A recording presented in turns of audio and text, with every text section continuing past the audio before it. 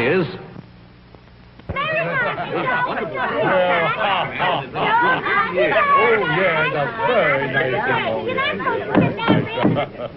Dear relatives and friends, inasmuch as I have heard various and nefarious rumors that my dear wife and my sweet sister-in-law Sue, that we have been drumsticking and ham-hocking to excess at your various homes over the holidays, I hereby retaliate by inviting all 36 of you to our house 1 year from today for a big turkey and ham dinner on Thanksgiving. He's a jolly good fellow, for he's a jolly good fellow, for he's a jolly good fellow, which nobody can deny. Montgomery, why in the world did you issue an invitation like that? Look, a year from now, they will have forgotten the whole invitation. We haven't got the money to feed 36 relatives. Why, you big blabbermouth, you never should have had that second glass of clam juice. Which nobody can deny.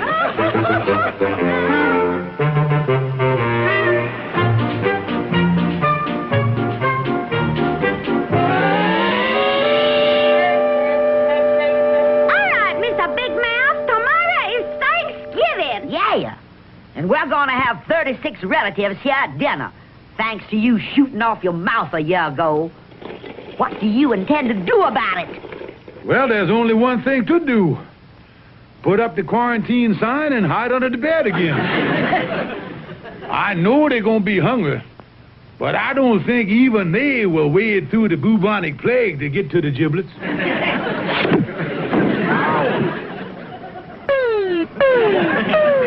Montgomery J. Clarkson, I'm not going to be disgraced in front of all our relatives. You go out of here right now and come back with a ham and turkey dinner, or I'm going to take our marriage license and turn it into the paper drive. Now, wait a minute. I don't have the money to buy food for these 36 relatives. Then you better find it. 'Cause on Thanksgiving Day, this house is going to be filled with warmth and love and southern hospitality if I have to break every bone in your body to get it.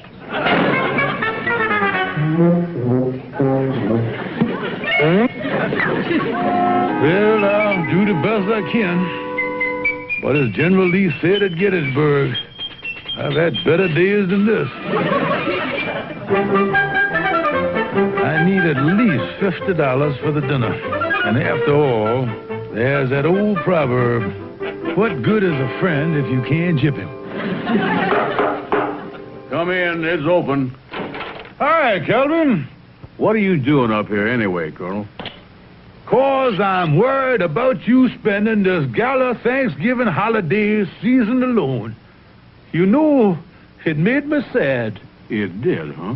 Oh, yeah, Calvin. Me and Maggie Bell and Sister Sue was talking about you only this morning. About you spending the holiday up here, all alone in your room. Well, come to think of it does get lonely now and then. Sometimes I regret setting those rat traps. But what are you driving at, Colonel? What am I driving at, Calvin? I'm inviting you up to my place for Thanksgiving dinner with all the gracious Claxon clan. Well, now, wait a minute, Colonel. But how much is the price? Well, what we call a season ticket, son, comes to about $50. I'd like to come, but all I got is $3.25. I'm afraid I can't afford your generous southern hospitality this year. Well, now, to tell you the truth, Calvin, I don't know whether we're going to have a dinner or not. I'm in a spot. I've invited 36 relatives for dinner, and I don't have the wherewithal for the grub withal. So unless I get some free food from someplace, I'm in big trouble. You know, Colonel, I saw an ad in the paper here this morning. Free food. Let me see where that is. Here we are. Yeah, give me that paper. Look at that. 75 pounds of free food, including ham and turkey, with the purchase of a $375 deep freezer. That's no good, Calvin. In order to get the free food, you got to buy the freezer. Yeah, you haven't got 375 smackers. Yeah, the trouble, wait a minute. I just noticed in the small print here. Here in the ad, it guarantee within 30 days of purchase, if the customer is dissatisfied, your money will be cheerfully refunded. Calvin, that's my angle on getting the free food. Come on, we'll get right down to the deep freezer store. You think this thing is going to work? Work is the greatest idea in the world, Calvin. Okay, but the last time you had the greatest idea in the world, we ended up spending the weekend as guests of the local gendarme.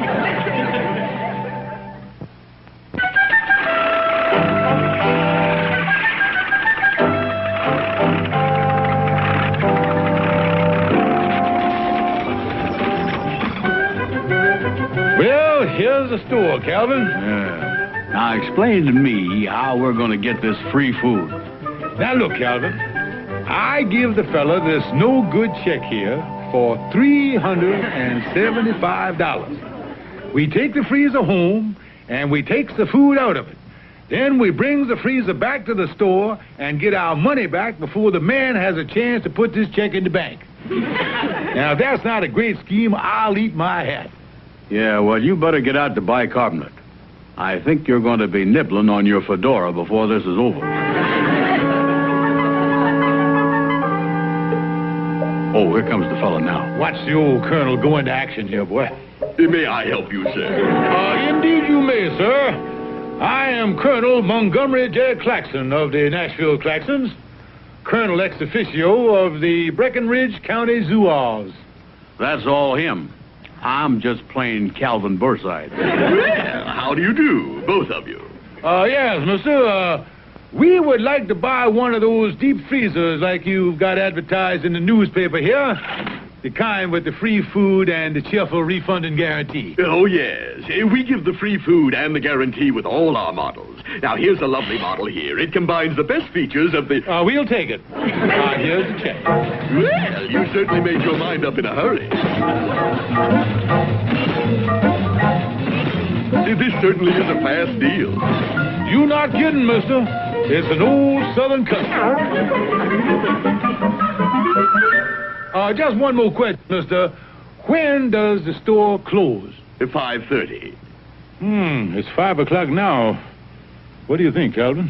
Well, we might strain ourselves, but I think we can make it. Be seeing you. Pleasure to make your acquaintance, sir. Well, thank you.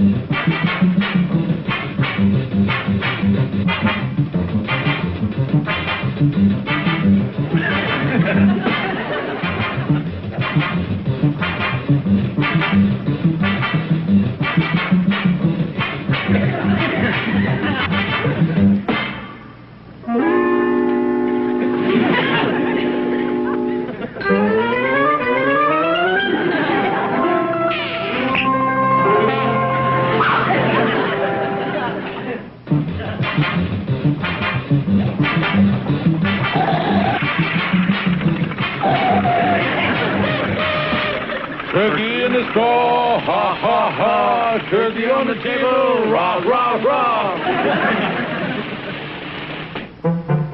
Watch the door there, Calvin. Watch it now. Yeah, easy does it.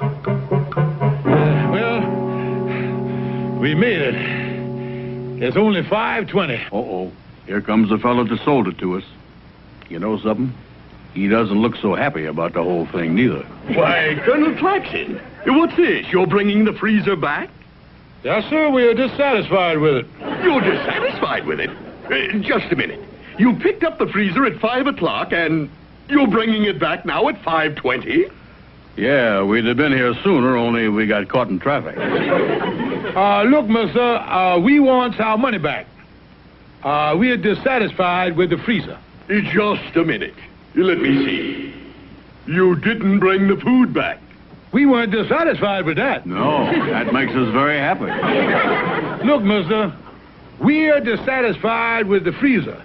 Now, will you please stop shouting at us and kindly refund our money? I am not giving you your money till you bring back the food. Mister, show us where it says in the paper that we got to cheerfully refund the food. Look, I want that free food back that was in the freezer. Well, why must we bring back the free food if the free food is free with the food freezer? Because the free food is only free with the food freezer if you pay the full fee for the food freezer. Yeah, but if you give the free food with the food freezer... Oh, stop it! Please, look, I want my food back. Now, wait a minute here, sir. It's not your food. It's our food. You gave us free food. It was an inducement for us to buy the freezer. That's the way you run your business. Oh, see here, this is ridiculous. You've got to give me that free food. My dear sir, we are not in business to give away free food. No, the Colonel's right. That's your racket. Yeah, if you want any free food, go out and buy your own freezer. No, I don't want any free food. And we don't want to give you any, so what are you arguing about? Look here, I've got to have that food back. You want to take our free food away. That's right. All right. Well, now let's analyze what you're doing here. You want to take something away from us that is free. Free like the air we breathe. Like the liberties we enjoy. Like the freedom of speech. Like the freedom of the press. The freedom to vote and salute the flag.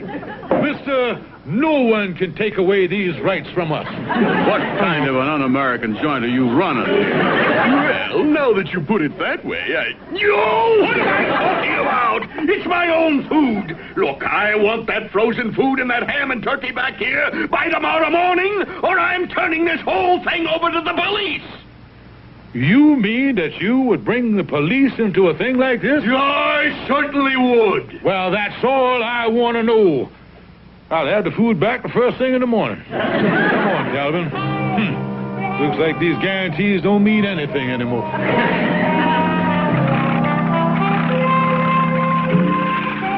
What you gonna do now, Colonel? Only one thing I can do, Calvin. I'll wait till Maggie Bell and the sister get to sleep tonight, and then I'll take the food out of the icebox.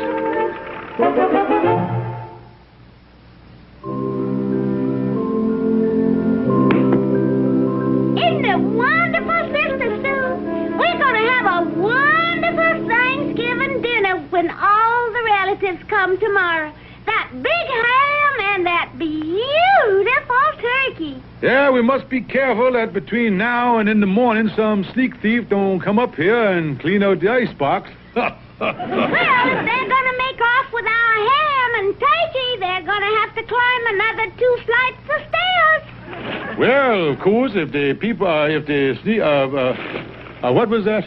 Montgomery, our icebox wasn't big enough to hold all that food, so Mrs. Conway on the top floor volunteered to keep the frozen food and the ham and the turkey upstairs in her icebox. Yes.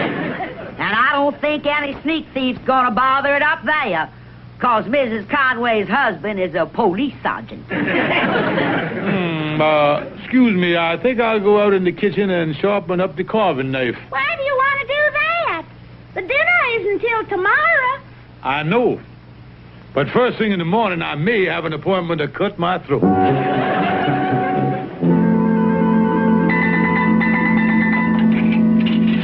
me.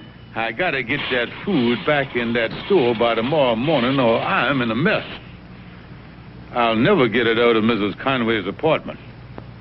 And her husband is a policeman. Hello, Oliver Wendell Clark speaking. Hello, Oliver. Am I disturbing you? No, you're not disturbing me. I was just watching television.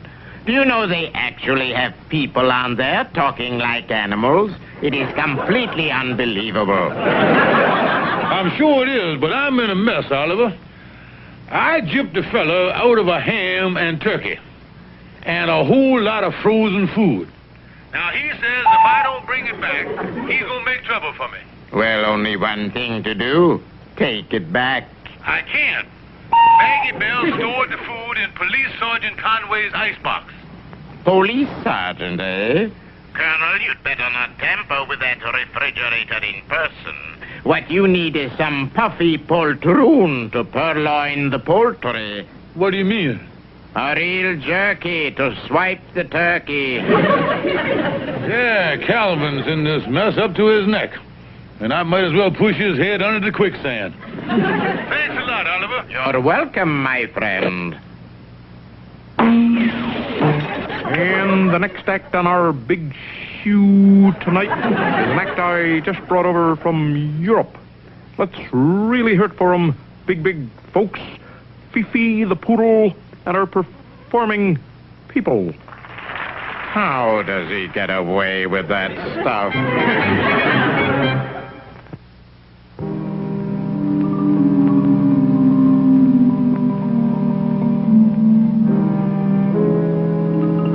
Now listen, Calvin, this is the roof of the apartment house, and the Conway's apartment is on the top floor right underneath where we are walking now. Oh, golly, Colonel. It's awful dark up here. Now, explain to me how we're going to get into Sergeant Conway's kitchen. This skylight is right over the kitchen. We are going to lift the top up, and that'll give us a perfect way for you to get down in the kitchen. Now, wait a minute, Colonel. You started out with we and us. But somewhere near the end of that sentence, you past participled me up the creek again. I'm not going. Now listen, Calvin, let me explain the plan before you go off half-cocked like some Yankee. When you get down in the kitchen, I'm going to lower this basket down to you on the rope. All you got to do is to put the turkey and the ham and the frozen food in the basket, and I'll haul it up. You see, I got the dangerous part of the job.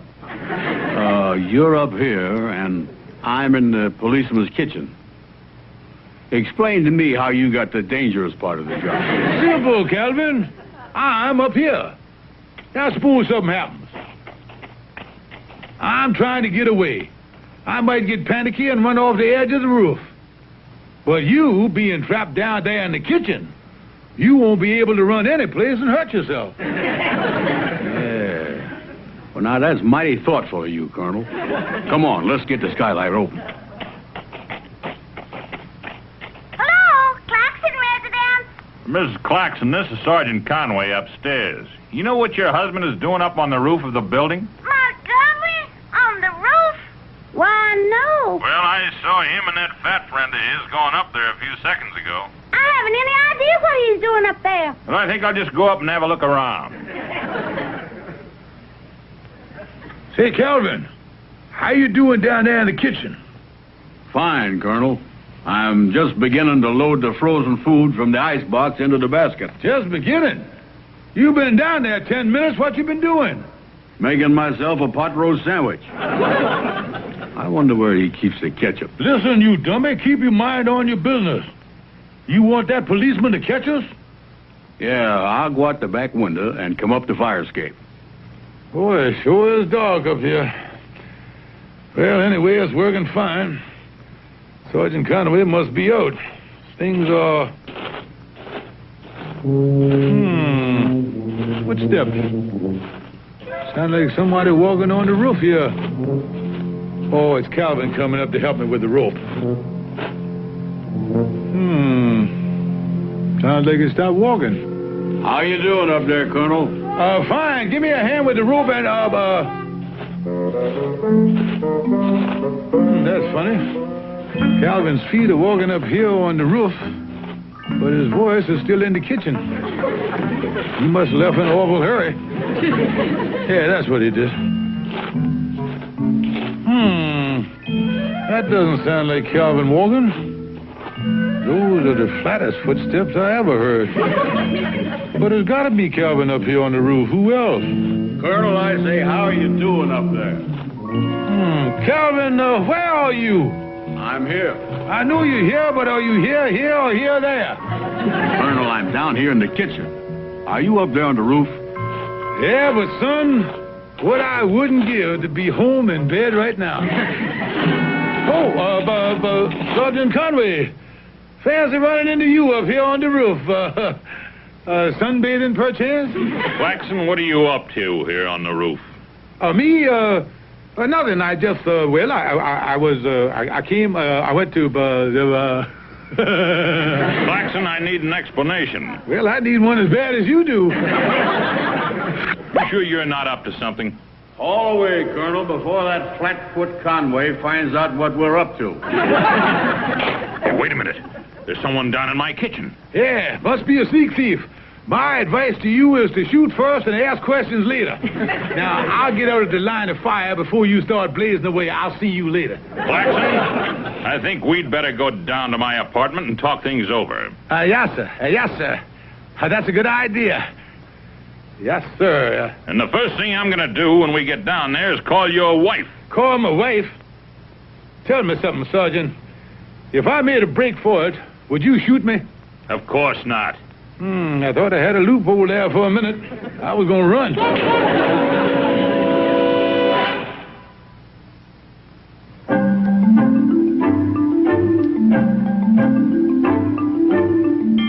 That's the whole story, Myrtle. Sergeant Conway caught us breaking into his kitchen. Oh, that's a shame. But what did Maggie Bell say when she found out? Oh, Maggie Bell doesn't know anything about it. The colonel pleaded with the sergeant not to tell her. Yeah, well, what's he going to do about the man in the frozen food store? The colonel's going to stick to his guns. I'm meeting him at the deep freeze store in an hour. After all, the food was free, and that's that. Well, I still think the man's going to want the food back. The colonel says he doesn't care what the man says. The colonel guaranteed me that we're going to have a wonderful Thanksgiving dinner.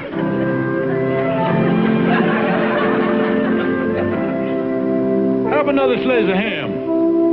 Didn't I tell you, Calvin, we'd have a lovely dinner on Thanksgiving? I like the dinner all right, but the judge says we're going to have to spend 5 more days in this iron deep freeze.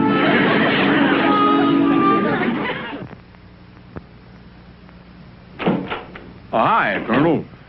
Oh, hello, Calvin.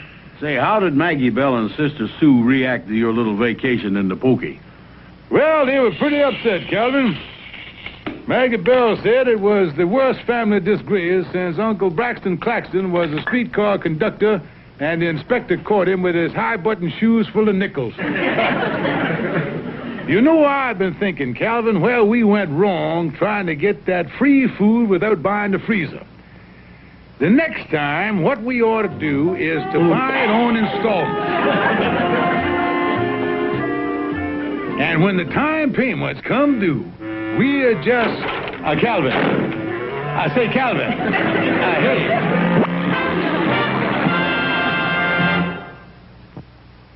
Calvin and the Colonel was brought to you by